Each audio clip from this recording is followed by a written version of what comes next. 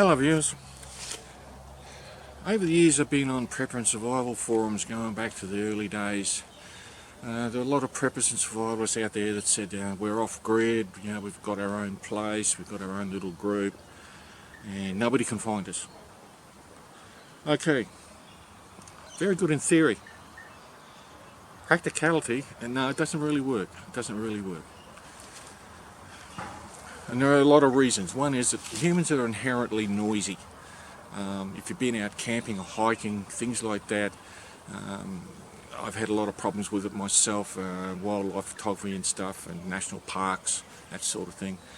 You get people walking along the trail and they've got kids and everybody's talking loudly and the kids are, jumping up and down and running and all this sort of stuff, enjoying themselves admittedly, but yep, gone, wildlife gone. And at night, in a camping ground, we live in a rural area, we know when somebody 2 miles down the road's having a barbecue. Why? Because we can smell it. We can smell what they're cooking on the barbecue. Things like smoke. Smoke will give it away, whether it's a campfire, cooking fire, wood stove, heating, that sort of thing. And okay, fine, people say you can light a smokeless fire. I've never actually done it myself. But yeah, a smokeless fire, wood still burns, still gives off fumes. When you're cooking food, odours and that sort of thing, it can travel a long way given the direction of the prevailing winds, or if you're in hilly areas where the winds form their own eddies, it'll carry that smell. And when you've had people out there in the bush for a long time, their sense of smell develops very quickly. It becomes a lot more sensitive. And to give you a couple of examples, in the Vietnam War and the Malay campaign, when the people had to go out and do a sneak and peek or covert stuff or whatever the mission was, diet, the food they were eating at the time, ration packs, Western food, field kitchens, that sort of stuff. You can smell it coming out of our skin to the sensitive nose that's been out there for a long time, usually on a different diet. So that's one of the things to consider. In the Vietnam War, if they're going out for a sneak and peek and that sort of thing, they would eat Vietnamese food or local cuisine for probably a few days or a week to flush the Western food odour out of their system, and you get to smell like one of the VC. In the Borneo Malaya campaign,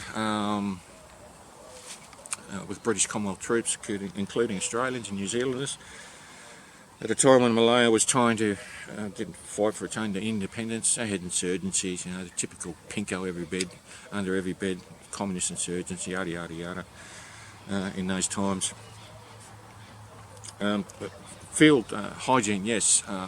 In today's military, field hygiene plays a big important part, and that's been a hard lesson to learn, that we've learnt over hundreds of years of warfare, where more soldiers were killed from battlefield diseases and that sort of stuff than actual bullets and whatever else they were throwing at each other. The thing was that I did read a story on it, and I actually spoke to a veteran of that campaign, was that field hygiene, using toothpaste. It was a minted toothpaste or scented toothpaste, had spearmint or peppermint or something in it. Brush your teeth. And quite often, some of the guys they captured, they say, we knew you were coming because we could smell it down the trail. That's how sensitive their smell was. Okay, because they've been living out there for a fair while. Other things like, we all like to smell. We don't like personal body odour or smelling somebody else's personal body odour. And this can be, it's a social thing, and certainly it can be a very repugnant thing, smelling somebody else's body odour, particularly being out there doing a lot of physical work, or they've been drinking alcohol, or certain foods they've been eating. We tend to use scented soaps and deodorants and stuff like that to make us smell pretty. Well, yeah, we smell pretty, but we smell pretty good to the someone out there that's doing a sneak and peek on you too. And it's not because they love you either. So, that's just a few ideas. Wood smoke. Yeah, wood smoke, staying in a wood smoke, campfire wood smoke is usually a pretty good insect repellent, but you ask any hunter, anyone who does any hunting, you get out there smelling like wood smoke, wood fire smoke, and those animals are gone. It's their inbuilt instinct. As soon as they smell that, they're gone. So that's another thing to think about. Noise, yes, just normal everyday noise around your community, prepper community site, just doing general maintenance, building things, chopping wood, that sort of thing. Sound carries, and it even carries well. On still nights it carries a lot further. So in essence, if you truly think you're isolated to the point where nobody's going to find you, not going to happen. Someday someone is going to find you. Whether they're friendly or not is another question. And there may be someone doing a sneak and peek on you, don't even know about it. And I'm talking about, I'm not fear-mongering, these are things you've got to think about. Another new player on the field, apart from Google Earth and those other little tin cans up there with cameras on it, the resolution and the technology is very good, very high. These days people use Google Earth for a number of reasons, commercial, city councils, county, state governments, federal, you name it, they're all using Google Earth.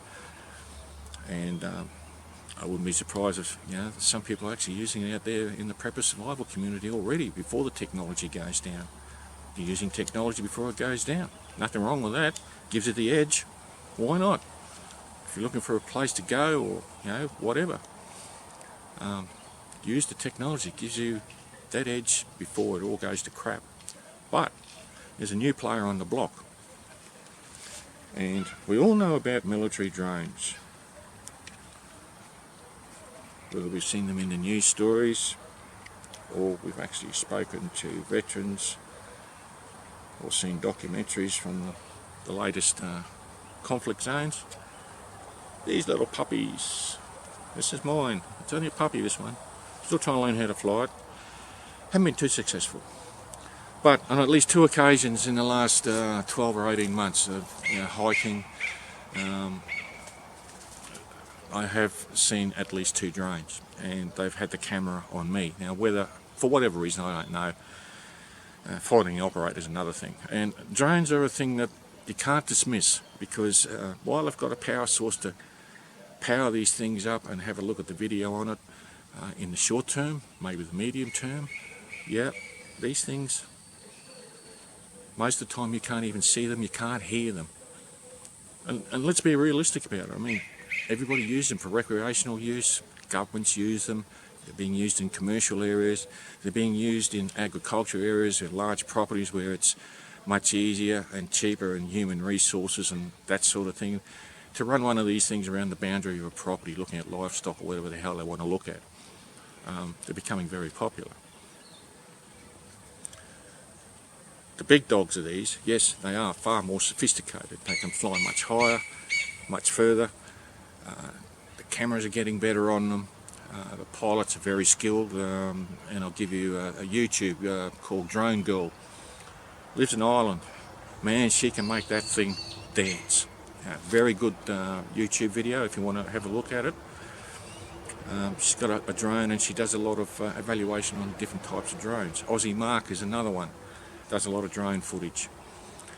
But you can, just by looking at those, and there's another one, Canadian Drone Club, I think it is. If you have a look at those, what these guys can do with their drones, and this is just recreational stuff, it's good. They're really good at it. And that's another thing you've got to think about.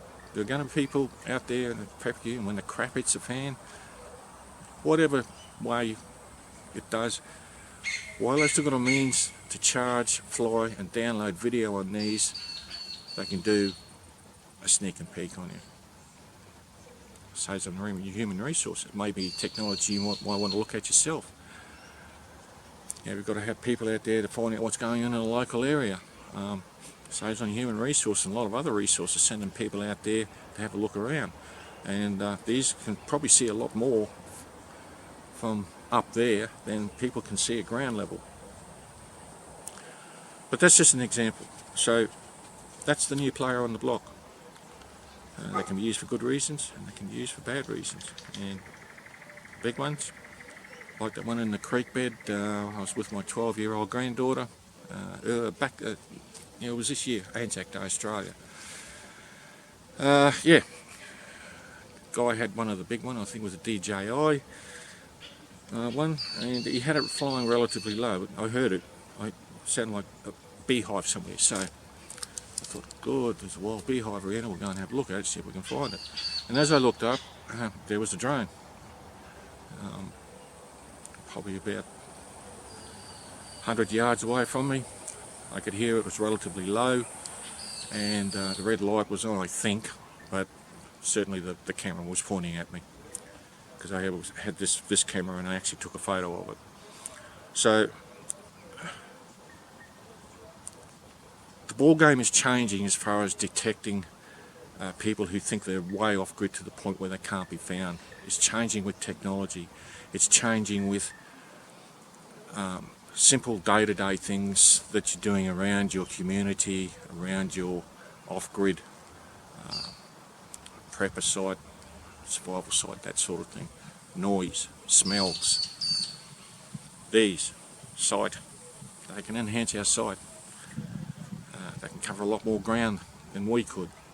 Probably generally see a lot more than we can at ground level. So that's just something to think about.